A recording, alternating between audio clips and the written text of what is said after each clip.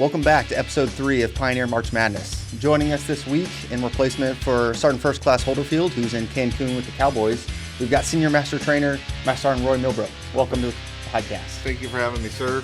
Pioneers, good to be on here with you. Awesome. All right, so since we've got a new co-host today, we're going to do a little bit where we try to find out about each other. So you had to pick a question for me to answer. I have no idea what it is, and I've got a follow-up for you. So hit me with it. All right, sir. What is the funniest moment you've had since coming to USAREC? Oh, funniest moment in USAREC. I mean, there have been a lot of side-splitting shenanigans in the headquarters. I'd have to say, oh man, that's a great question. There's a lot of them. The first one that comes to mind is just the shooting around in the headquarters after we take some losses, or the amount of playful voices that come from the floor when we take future soldier losses or somebody misses mission. The energy that comes through the negative times is definitely probably one of the highlights of being here. Fortunately, those are conversations that's been taken quite a bit during the last few weeks. Yeah, we'll cover that, unfortunately. All right, my question for you, greatest sports movie of all time? Oh, Draft Day. Incorrect. 100%. Incorrect. Remember the Titans. No. You can try again next week. Draft Day is 100% Go Browns. Write that down. Draft Day. Oh, it's a Browns movie? Yes. Oh, well, okay. Kevin Costner's in it. He's good. All right. We're a little late recording this week's episode, but good news for the sports world. Kansas City Chiefs lost the Super Bowl. We were saved from the three-peat, and even more important, the battalion got off to an awesome start in RSM February. Coming in week 1 hot, absolutely crushed it on the floor. There are some stations making moves. Who made the most moves starting off? Making some good moves this week. I would say Chillicothe is doing really well. They're continuously moving from last RSM into this RSM. They are spearheading the battalion with the amount of people they're putting to the floor, and it is generating enlistments to help make that and the bottom line of their map. They're doing amazing things down there. Absolutely. Foot on the gas, hit it hard in January, and then still in the first seed, even after Coleraine and Galley put up 20 points in week 1 of February. Closed out 100% contribution rate, closed out their RSM mission in week 1, so they've already locked out 20 points for the entire month. Everything else from here on out is just free chicken. So the thing with Coleraine, they had a NCO enter the transfer portal from 7 Echo, moved Sergeant Prasini up to 7 Romeo. Really? Within, this is his first RSM there, already wrote a contract. Again, they are 100% contribution and overproduced their RSM so far at the end of week 2. NIL, picking them up in the portal. Absolutely. Look at that, coming over. Anybody from Group 1 that you've got your eye on that could potentially unseat Chile or Coleraine? Oh, I think Colerain's going to take the number 1 seed. I think they're going to take the very top. My sleeper there is definitely 8 Whiskey Westchester. Yeah. Sergeant G, Sergeant Peterson, and that team down there are silent killers. They're going to do great things.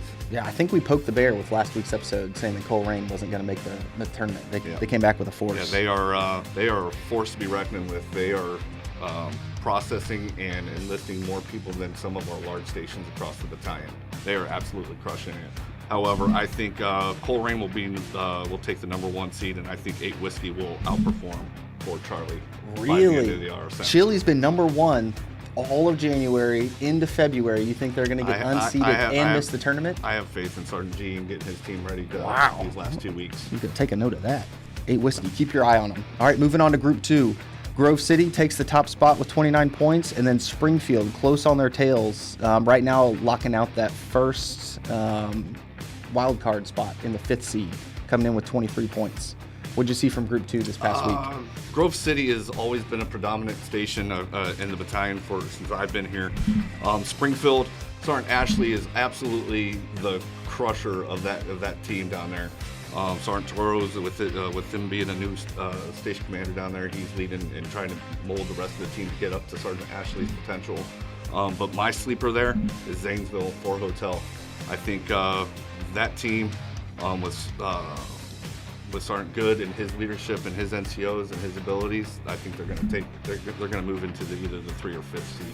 Yeah, they had some good production last week. They did take a loss week 1, which pulled them off of closing out the lead line for week 2, but still in a good spot going into it. Other stations that took losses across the other groups, we've got Westchester took 1, Delaware took 1, and Middletown potentially setting them back a step, trying to maintain that momentum from January. So I agree. I think Zanesville's got a lot of potential. They're always writing seniors. They've got like an absurd number of seniors, only behind, I think, Chillicothe for total written this year. So I think there's potential there. And again, 15 points is something they can close out in 2 weeks' time. Absolutely. No problem.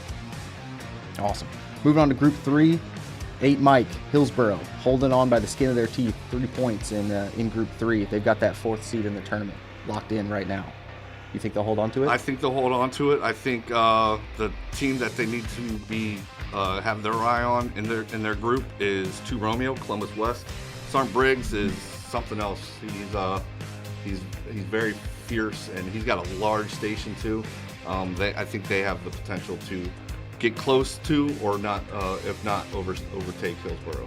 Yeah. But I think the team from 2 Romeo is going to be a powerhouse. I'm gonna disagree there. I think Athens has got it. They've been consistent. They've got that contribution, that right rate. They've already locked out the lead line for this week that we're recording in. So anybody that they put on the floor now is working towards week 3, week 4. So That makes sense too. Sergeant Downey and Sergeant Johnson are awesome recruiters. They do great things as well. They're consistently 100% contribution every month, and they're usually, at least if not making mission, both combined. They're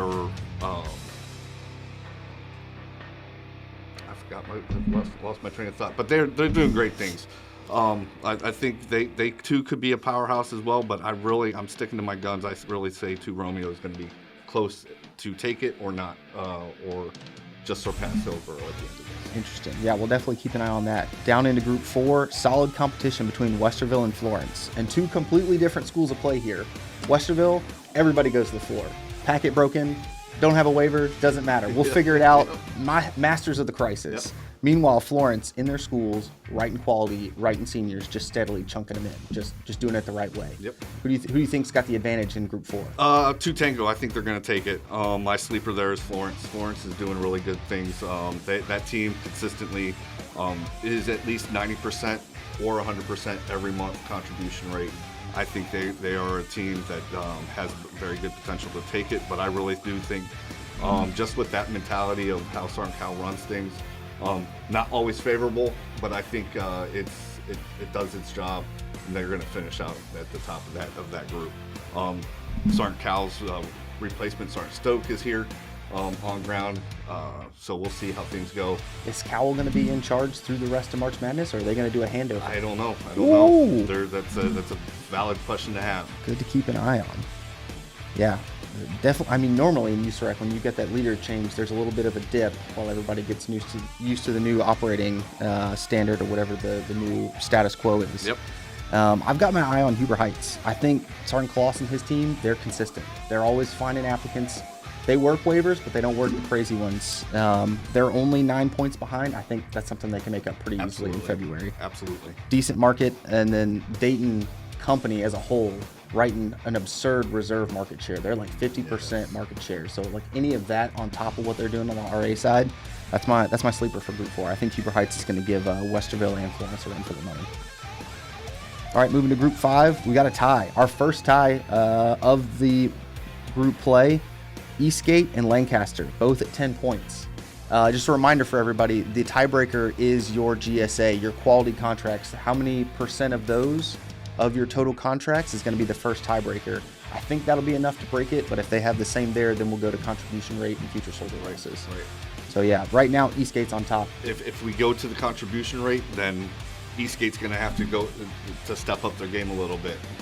They have a good team. Sergeant Hernandez is working on getting that team to that potential. I really feel that Lancaster's for Lima is going to pull to the top and take this group. Yeah, Lancaster had a strong week 1. They wrote 2 contracts, but neither of them were alphas. So they got lead line points for this week and the following week, but they didn't get any points for quality. So Eastgate's holding in there with those quality seniors and those grad alphas, staying on top. So like I said, or like you said, if they get that contribution rate up, Eastgate can blow it out of the water. Absolutely. Yeah. Anybody else you got your eyes on there? No, I'm good right now, sir. All right, and then moving into Group 6, Hamilton in first spot, 7 points, just 2 ahead of Middletown for that 8th seed in the tournament. What do you think of Group 6? Group 6, it's going to 8 Company. Whether it's Alpha or Bravo, both of those teams are phenomenal, consistent, and do great things. It's going to be somebody from 8 Company that takes that group. Yeah, Hamilton's been solid producers. We mentioned a little bit a while ago, Delaware and Middletown took a misstep, taking those losses in week 1. Both decent markets. There's potential there, but yeah, Hamilton, like we said, just been doing it the right way. Right. Week in, week out, getting contributors, and that would lock out our 8th seed in the March Madness. We've only got 3 weeks left, so we've got the 3 weeks of February left, and then we'll go head-to-head into the actual March Madness portion with the Elite 8. Pretty exciting stuff. Anybody in Group 6 you've got your eye on potentially making moves?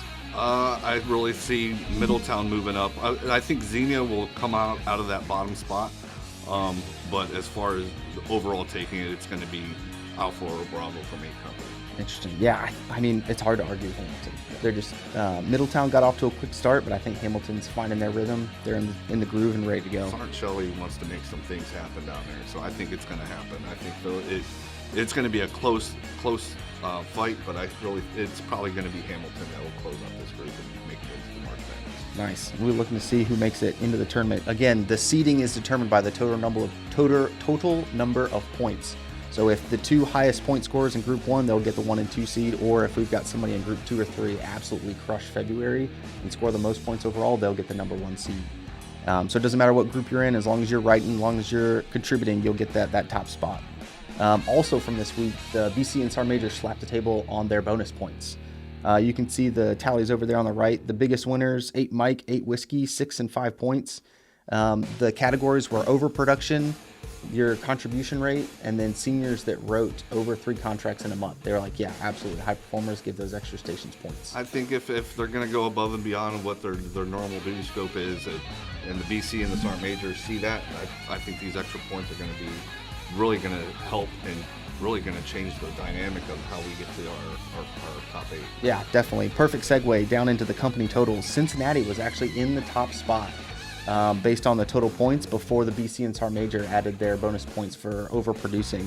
And that put Lancaster and Columbus tied for first place and only 3 points ahead of Cincinnati for the company title. So 3-day weekends on the line, getting tight. I honestly would not have predicted a 3-point swing between 3 companies. I think knowing each one of these first sergeants, I think it's anybody's game. They each have that competitive spirit, and they don't like to fail. I really think it's going to come down to the wire, and it could really go to any company. So it's going to be very, very interesting to see how this thing ends out as far as the company level. Definitely, yeah. I know 4 Company's been giving me some feedback on our episodes here, so I know they're watching. Make sure shout out to 4 Company. Keep an eye on. We've got our first hashtag of the tournament. Chillicothe sent us hashtag Chili Against the World. So okay, that could explain the number 1 seed. They've got the social media handle taking it out there. All right, anything you've seen this week or in the previous week you want to close out with? Nothing. I think that this week is as far as our projections and what we got as far as what came across the finish line. The hard work is there, the dedication is there, and the communication with your applicants you're doing great things. Keep up that work. We have 2 weeks left of this RSM to close out our station and battalion mission. Let's just keep rocking and rolling, utilizing who says we can't type of attitude. Absolutely. Speaking of, so the brigade heard about our little tournament, saw the production, the numbers that the battalion was putting in, and they started their own Marauder Madness that's going to be in RSM March. So the way that they're going to calculate points, it's a little different than the way we do it. But your base points are going to be your RSN combined percentage divided by 10. So like if you're at a 75% mission rate, you'll get 7.5 points for that month. If you're hitting your weekly write rate, they'll give you 2 bonus points. And if you don't take any losses, you get a bonus point. You can also earn points for company contribution at 60%, station contribution at 75% like we've got. And then any 0 to 9 day losses are a 3-point drop for the month. That's going to hurt. Yeah, because we've had a lot of DAT losses lately. We've had a couple enlisted apprehension.